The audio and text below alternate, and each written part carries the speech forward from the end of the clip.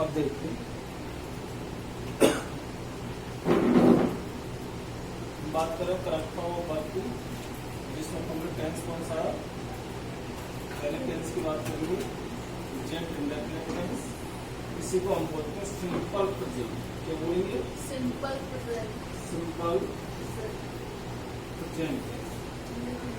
Simple present में यदि किसी बाइक की डेली आ जाए या रेयरली आ जाए या यूजुअली आ जाए या समटाइम्स आ जाए या हैबिचुअली आ जाए या नेवर आ जाए या ऑफन आ जाए या फिर नॉर्मली आ जाए, फ्रिक्वेंटली आ जाए, स्केर्सली आ जाए या हार्डली, तो ईच प्लस टाइम, क्योंकि इस टाइम, ईच संडे, इस प्रकार से एवरी प्लस टाइम, जैसे every Sunday, once a time, twice a time, जैसे कि ट्वाइस ए, जैसे कि दिन में 2 बार, या ऑलवेज आ जाए, हमेशा, ओकेजनली, ठीक है, या फिर सेल्डम आ जाए, जनरली आ जाए, तथा सार्वभौमिक सत्य, तथा या कर लो, या सार्वभौमिक सत्य, जिसको इंग्लिश में कहते हैं यूनिवर्सल ट्रुथ, या कोई गणितीय तथ्य आ जाए, या वैज्ञानिक आविष्कार आ जाए, या लोकोक्ति आ जाए, या मुहावरा आ जाए, या खेलों की कॉमेंट्री आ जाए, या अखबार की हेडलाइंस आ जाए, या वर्तमान की आदत आ जाए, आदि आ जाए, तो present indefinite tense, simple present tense की क्रिया करते जो निम्न प्रकार कही जाती है। दोबारा पर रिपीट करने वो सब तो ऐसे मिलते हैं कि लगभग एक जैसा ही अर्थ निकल रहा है और सबका भावार्थ तो एक ही। अपन क्या है? डेली, इनके रोज, कल भी, आज भी, रात भी, रेयरली भी, मुश्किल से, जो कार्य इनकी मुश्किल से होता हो, जिसमें इनकी कोई कार्य बार बार होने का, प्रत्येक कार्य में बार बार होने का बोध होगा। यूजुअली सामान्य, समटाइम्स कभी कभी, हैबिचुअली आदतन, नेवर कभी नहीं, ऑफन अक्सर, नॉर्मली सामान्यतः, फ्रिक्वेंटली बार बार, स्पेशली मुश्किल से, हार्डली मुश्किल से, ईच प्लस टाइम या एवरी टाइम कि हर बार या हर रविवार को, यानी एक समय में एक बार, मंथ ए डे हो तो दिन में एक बार, ट्वाइस ए मंथ हो तो महीने में एक बार, या ट्वाइस ए डे हो तो दिन में एक बार, ऑलवेज हमेशा, ओकेजनली अक्सर, मतलब कोई कहे कि हाँ बार बार मौके पर, इस प्रकार सेल्डम अक्सर, जनरली सामान्यतः, या सार्वभौमिक सत्य। सार्वभौमिक सत्य क्या होता है? जिसे कि सूर्य पूरब से उगता है, पहले भी उगता, अब भी उगता है और आगे भी होगा। तो ये चीजें कुछ ऐसी होती है हमारे बुजुर्गों के टाइम पर भी ऐसी होती, अब भी और आगे भी। जो कार्य पहले भी ऐसे होते हैं अब भी आगे, वो सार्वभौमिक सत्य, जिनको यूनिवर्सल ट्रुथ कहते हैं। गणितीय तथ्य 2 2 4 होते हैं, पहले भी होते हैं अब भी होते हैं। तो इंडिया में भी होते हैं, राजस्थान में भी होते हैं, हमारे यहाँ करौली में भी 2 2 4 ही होते हैं, ठीक है, 2 2 में 4 होते हैं, 3 3 अच्छे होते हैं। तो इस प्रकार से इनको गणितीय तथ्य हैं। अमेरिका में भी ऐसे होता है, और कहीं भी चले जाइए, जो गणितीय तथ्य हो सभी जगह इसी प्रकार होते हैं, तो उनको प्रेजेंट इंडेफिनिट में यूज करते हैं। तो वैज्ञानिक आविष्कार, जैसे कि पानी 0 डिग्री पर, यानी जब पानी 0 डिग्री पर बर्फ जम जाती है और 100 डिग्री पर जब पहुंचता है तो उबलने लग जाता है।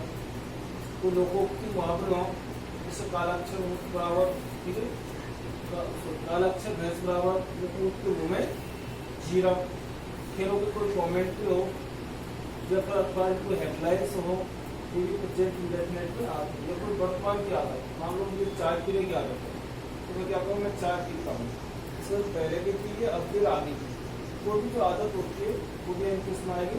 प्रेजेंट इंडेफिनिट टेंस में आएगी। अब यहाँ पर हम देखेंगे जो प्रेजेंट इंडेफिनिट टेंस है, क्या है? प्रेजेंट इंडेफिनिट टेंस, उसको हम कैसे क्या यूज करेंगे? तो यदि सकारात्मक वाक्य आ जाए, सकारात्मक वाक्य कैसा होगा? ऐसा वाक्य जिसमें कि ना तो कोई प्रश्नवाचक चिन्ह हो, ना ही कोई क्वेश्चन वर्ड हो, ना नोट हो, वो वाक्य कैसा होता है? प्रश्नवाचक, सॉरी सकारात्मक, जिसको इंग्लिश में अफर्मेटिव।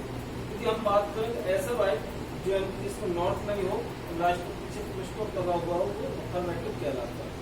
ऐसा वाक्य जिसके पीछे पुष्प लगा हुआ हो, कर्ता से शुरू हो, नोट लगा हुआ हो, वो क्या हो जाएगा, नेगेटिव सेंटेंस, नकारात्मक वाक्य। ऐसा वाक्य जो इनकी कर्ता से शुरू हो, ठीक है, नोट लगा हो और पीछे का उसको नकारात्मक। ऐसा वाक्य जो इनकी जिसके सब्जेक्ट से पहले वर्ब आ जाए और पीछे प्रश्नवाचक चिन्ह लगा हुआ हो, प्रश्नवाचक वाक्य कहलाए। ऐसा वाक्य सेंटेंस जो क्या हो, सब्जेक्ट से पहले इनकी वर्ब हो और सब्जेक्ट के तुरंत बाद नोट आ जाए और लास्ट में प्रश्नवाचक चिन्ह लगा हुआ हो, प्रश्नवाचक नकारात्मक वाक्य कहलाता है। यहाँ बात कर रहे थे कि सकारात्मक वाक्य में वाक्य ऐसा होता है जिसमें ना तो नोट होगा ना प्रश्नवाचक चिन्ह होगा, ठीक है। तो ऐसे वाक्य जो कैसे होते हैं सकारात्मक, तो सकारात्मक वाक्य में बहुवचन करता हो, सब्जेक्ट कैसा आ जाए, बहुवचन करता आ जाए, तो उसके साथ में एम भी फर्स्ट लगाते हैं। यदि एक वचन करता है, सिंगुलर यदि सब्जेक्ट है, उसके साथ में क्या लगाएंगे, एम भी फर्स्ट प्लस एस या एस लगाते। क्यों लगाते हैं, क्योंकि नीचे लिखा हुआ पहले हमने लिखा है तो एम बी फर्स्ट बहुवचन क्रिया होती है। तो जब किसी भी एम बी फर्स्ट में यदि हम ऐसे एस लगा देंगे तो क्या बन जाती है, सिंगुलर। एम बी फर्स्ट वर्ब होती है, इनकी एक बहुवचन क्रिया होती है। जब बहुवचन क्रिया में हम ऐसे एस जोड़ देते हैं तो वो एक वचन बन जाती है, जबकि नाउन में हम ऐसे एस जोड़ते हैं तो वो बहुवचन हो जाती है। तो बेस्ड फॉर या तो वो मूल रूप होता है, वो बहुवचन होता है, उसमें हम यदि ऐसे एस लगा दें तो हो जाता है एक वचन। और हम ध्यान दें, पहले टेंसों में पढ़ा दिया है ये चीज, यदि किसी क्रिया के अंत में एस हो, इधर मैं लिखूं तो मैं बता दूंगा इधर क्या हो, एस हो या डबल एस हो या सी एच हो या एस एस, ठीक है, क्या हो, एस हो या डबल एस, सी एच या एस एच, या फिर ओ आ जाए या एक्स आ जाए या जेड आ जाए। उपरोक्त यदि सिस्टम या उपरोक्त यदि अक्षर आ रहे हैं, वर्ण आ रहे हैं किसी क्रिया के लास्ट में, तो वहाँ पर हम जनरली क्या बोलते हैं, ईएस जोड़ते, क्या जोड़ते हैं, ईएस जोड़ते। एक नियम और बताया था, यदि किसी क्रिया के बाद में बाई आ जाए, उसको मैं बता दूं, वो भी लिखूं,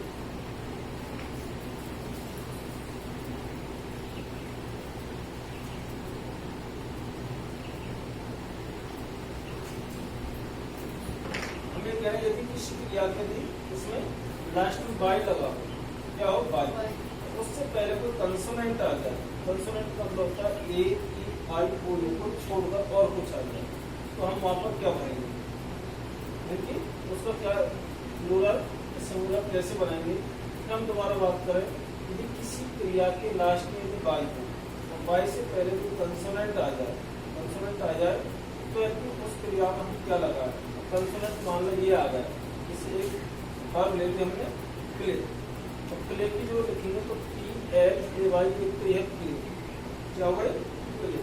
अब इससे पहले तो क्या आया, स्वर आ रहा है, क्या आ रहा है, स्वर। एक उसके verb F R Y fry, जो सबसे ज्यादा फ्राई करते हैं, डालते हैं। अब हम कह रहे हैं कि बाई से पहले स्वर आ रहा है, उस बाई को हटाकर इसकी जगह आई ई एस लगा देंगे, सही है क्या, गलत, क्योंकि यदि यहाँ पर स्वर आ रहा है तो यदि डायरेक्ट हमें क्या जोड़ना पड़ेगा, एस। एक बार फिर मैं लिख दूँ क्योंकि यहाँ पर काटा पीछे होगा, तो बाई, अब इसमें तो हमें क्या जोड़ना, एस जोड़ेगा।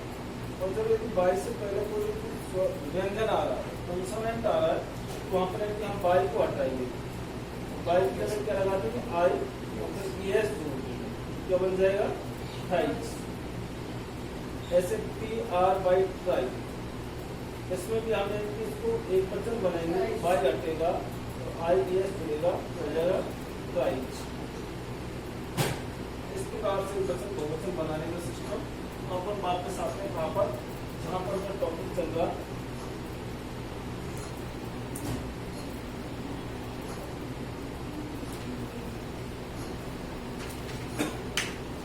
क्योंकि बात अपन कर रहे हैं किसकी, सकारात्मक वाक्य, क्योंकि सकारात्मक वाक्य में बहुवचन करता हो तो उसमें क्या लगाएंगे, एम बी फर्स्ट, और एक वचन करता है साथ में क्या लगाएंगे, रोहितास, क्या मैं कह रहा हूँ कि सकारात्मक वाक्य हो कैसा होगा, सकारात्मक, तो यहाँ पर हम बहुवचन कर्ता के साथ में क्या लगाएंगे, एक वचन करता है साहब प्लस एस या यस। मान लो यहाँ पर हमारे एग्जाम्पल दे रखे हैं पहला और पहला, दो लिखे, तो पहला जो रूल्स है उसी के दो एग्जाम्पल। तो राधा खलिस्ता read a book every Sunday, यहाँ पर जो एवरी संडे दिया है इससे हमें पता लग रहा है प्रेजेंट इंडेफिनिट लग रहा है, नहीं लग रहा, क्योंकि ऊपर लिख दिया तो ऊपर जो शब्द आ जाए तो इनके होगा प्रेजेंट इंडेफिनिट। एवरी संडे दिया, राधा एक वचन है, बहुवचन एक वचन है, तो यहाँ लिखा हुआ है एक वचन के साथ क्या लगाओगे, तो क्लियर हो गया। क्या लगाएंगे यहाँ पर राधा और रीड को क्या हो जाएगा रीड, क्या हो जाएगा रीड। ये हमारा क्या हुआ आंसर, क्या हो गया आंसर। अगला है दे खलिस्तान वाय एक कार वन से ईयर, बेर की कार खरीदते वन से ईयर एक साल में एक बार, क्या भरेंगे इसमें बाई पटाकर। भाई मैंने अभी बाई वाला रूल्स बताया, उसमें एक गाय यदि उससे पहले स्वर हो तो बाई पे एस जोड़ना, तो पहले एस जोड़ना, और यदि इससे पहले कंसोनेंट हो ए ई आई और यू के अलावा हो तो फिर वहाँ पर हम क्या करेंगे बाई हटाकर आई एस जोड़ेंगे। इसमें जो स्वर आ रहा है वो वाला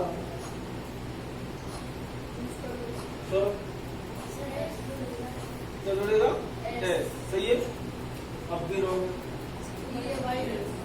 बाई का बाई रहेगा, क्योंकि नियम क्या लग रहा है वो देखिए, सकारात्मक बाई, सकारात्मक को पता कैसे लगा, फुलस्टॉप लग रहा है नोट नहीं, बाई कैसा हुआ तो बाई कैसा सकारात्मक, तो सकारात्मक बाई में हम कर्ता को देखिए, कर्ता कैसा है बहुवचन, बहुवचन के साथ में क्या लगाएंगे एमबी फर्स्ट और कोष्टक बाहर निकालना, तो हो जाएगा ई यू बाई, बाई का बाई, यहाँ पर क्या होगा आंसर। उसके बाद में आगे C Khalistan not Khalistan go to temple daily, यहाँ पर क्या दिया है डेली, क्या दिया है डेली, और डेली वर्ड दिया है कौन सा वर्ड डेली, इससे हमें ऊपर तो वर्ड से लग रहा पता, फिर डेली से पता लग रहा प्रेजेंट इंडेफिनिट, प्रेजेंट इंडेफिनिट है तो बैक कैसा है ये देखिए,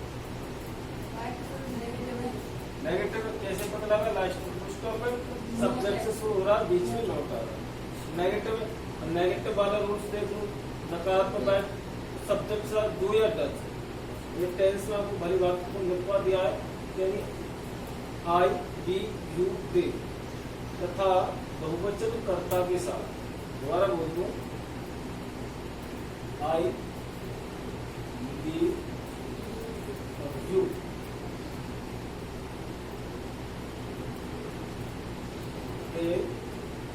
तथा बहुवचन कर्ता के साथ क्या लगाएंगे दो,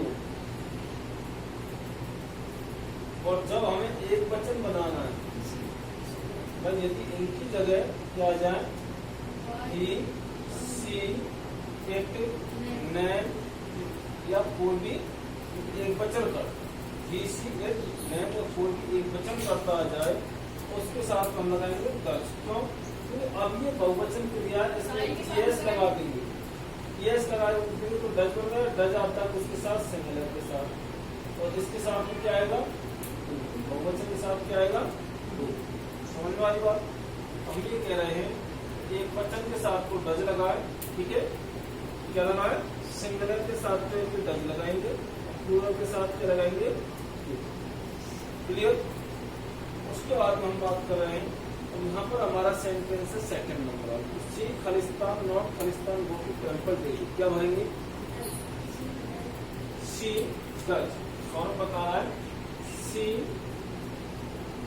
डज नॉट, उसके बाद में गो, गो का गो, तो ऊपर स्पष्ट लिखा हुआ है नकारात्मक देखिए डू या डज, बहुवचन के साथ डू, एक वचन के साथ does, MB first, MB first का एमबी फर्स्ट करा, ये आपको क्या बन गया आंसर हुआ।